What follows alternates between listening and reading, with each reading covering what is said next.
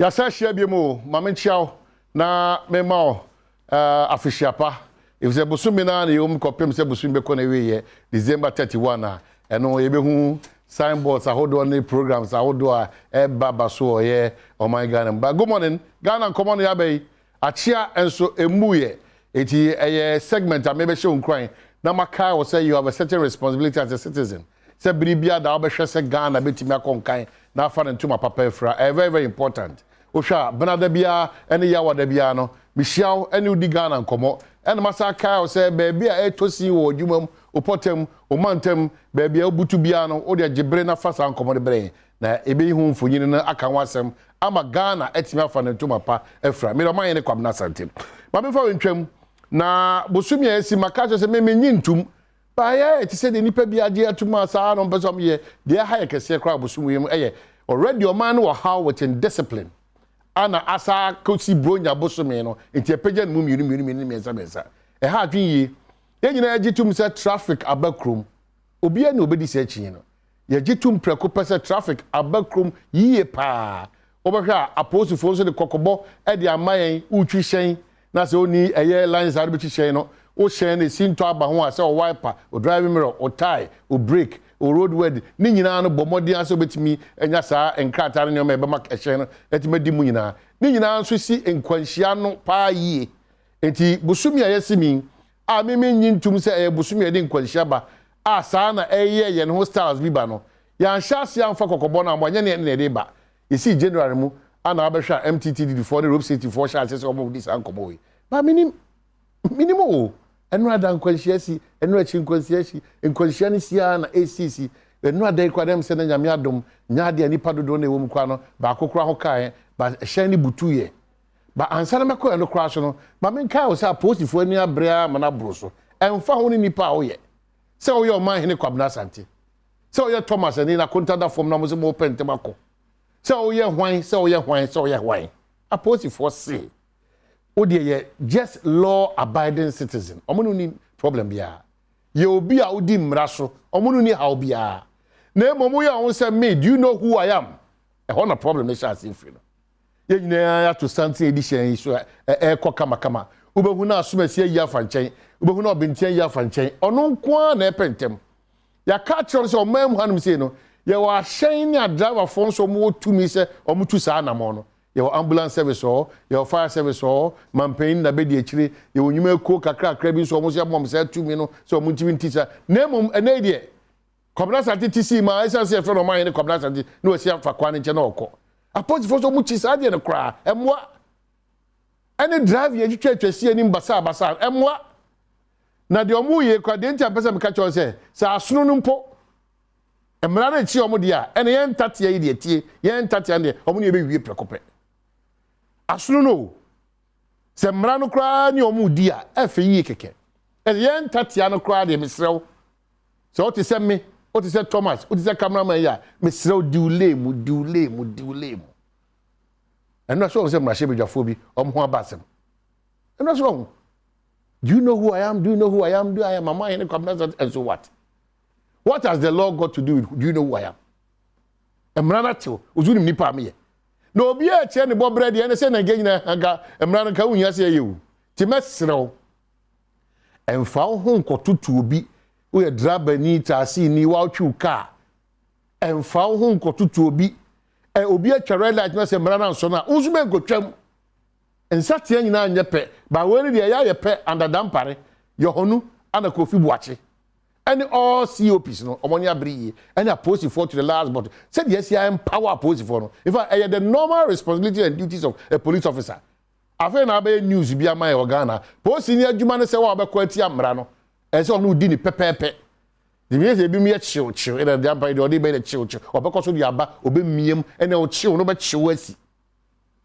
di mra so keke bronya be nko na ope nipa na ope sika bronya be o tai won se tai ni onko na opeska onyini nipa nkwa ho o se nimra so apostifo kokobo ne da no the police in Accra today no ase na make actually we make am won say asono mpo na ene mrefo mu no na wo oni bie me kasa kire wa tie Enya sa afa na bra so se ya chi wawie no okofra asomasi anakofra benti ofra emfa ensiaga go mra ne chi pe ye de okọ aseni bia na afa ya mfo ankoto aban kukum a utua to bi sa ato no antua ye de okoto aban kukum krata ni nie Public Affairs Directorate Police Headquarters wakenkan na 8 December enada update and President Kufuor and update on V8 road traffic indiscipline.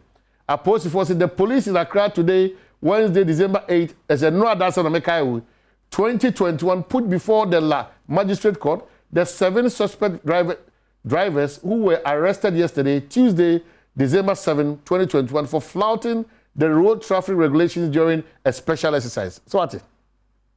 Omuni da omodika say enene yeba de bia da e dama post for. Here there also 5 of the suspects drivers appeared before the court where were 4, namely Dominic Atuahina Bibiu, Daniel Boatin, Emmanuel Kofi Ofori, and Joseph Brown, were sentenced to pay a fine of 1,800 cedis. Akaka kremna kutia 2,000. Wankasa bosu say na utia etiama. Wankasa utie driver nino. Wankasa wo hwe myself nino. Bosu me wankasa say na etiama. Tie 1,800 Ghana or each or in default serve 3 months. Bosume bako mienu miensa 3 months prison terms or all 4 convicted drivers pay their fines. Na untia. Bonya ba untia. O man school fees obekwa ko pay their betua. O danka obekwa ko pay their betua. O se beyifo bi na eyo. Mentia se asorden Bible class te se beyi. Asobra chi ni minim ya chi obi anu afre ya chi ya anu afre udi ewu bu mra so ya chi so agusu frɛ o frɛ so omunye oden tie de to so driver Thomas Atinga was convicted to sign a bond to be of good behavior for 3 months or in default serve a 3 months prison term baby ya du no prison ne ben ya chen bibia so odi mra so dia problem bi eni ho wa ni mra so dia bekoso akenkan dia ma ye nyina na mra ne ba wi am ye se ye nyina obi anya obi a ya brand do you know who I am? Oh, your mind come last and don't need that winning now. Oh my Ghana, ye teacher abesi na. Ye hu ye hu anu nyina ye mra abesi bedi so. And this mra no so asesa ase of no just rough for no. It a mra ase ase so rough for dia. Wo ase no kwa de lace your boots and be careful. Because kwa do ye key soap concept for. Wo ye ntina wa yerem. Me bo kokko untie. Ye tufo na sa aposa. Wo de ya yesem. Ma me nka de to so. The court, the court, however, issued a warrant for the arrest of Honorable Dr. Now, we didn't need it. You're born a trass, a cocumensa.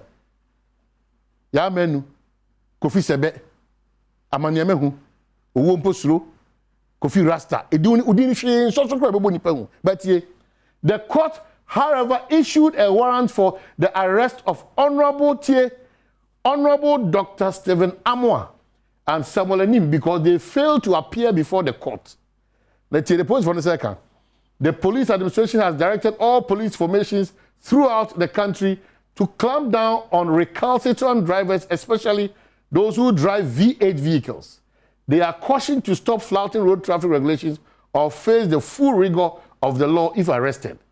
We are determined to enforce the laws of the country and therefore urge the public to support us in this endeavor. It's signed ACP Kwesi Ofori, Director General Public Affairs. Me catch away and ask for bia. I say huama Ghana Nkwana police force as so mutu anamo ya na ehu. Aye police force dey that ntenye hu. Kokobo na ese de mawo, ba we no ehia. Ye catch kokobo na ese de mawo. Eja me catch the wo kwa ye body ni sa keke. One of your body titles di anim kwa na ne omo da adwam no. Mesrew di bronya ono ma na wadofo na wade hye na wabusua di wo wa fie wa busua fie wa fie wa krom wa potem e mamra bia mesesa nkom nchichire kwa afa tie de to so biem manyi ntum se obronya bo so mitin kwanhia sia na sisi nya no kreda but driver phone binim a passenger phone binim station masters ni binim mesu binu mi and we are contributing towards accidents sisi wo yakwa so oh erade Ghana eti bronya bo so mi bia e be wusa akeke avoidable deaths on our roads. Bronya busu bi bia ye be usa keke. Mesra otna shemu na driver no ne shenka no enye ni so a men si keke ya posi fo asutire ana odu barrier bia ana driver na nkasa ka che ne se driver hey yan pentem nko ba bia yanko India yanko Ethiopia yakwa ya northern region yakwa ya half region yakwa ya fragmentum eti mirika beberebe o de ye kwanfa o tina hyen mu nso a aya no monitor hyen ne ties kakra hwade nye hyen bia na ofiti ya pa no koto because ene nyina abu enya gunoma bebre so ti mesira o bebre ahyenkafo a passengerfo car ownerfo won ene nam kwan so nche pedestrians nyina yenka mo ne ma road safety for no MTD for se yem pene ma busumi bronya weni ni new year ye besim no ehyenka basa emfa wuo basa any dem die basa because uye mu akra wo Ghana akwa de share kra fa disable no wona atosin kakra woni pedia time obi anu akwa ope wahwe no ope asmeti o uye mu ana da asen na wona free ho sebe na won say free ho ana woni free ho uye mu kra na da asen say disability for no challenges omuko three ekrewa you will not take some of these things for granted.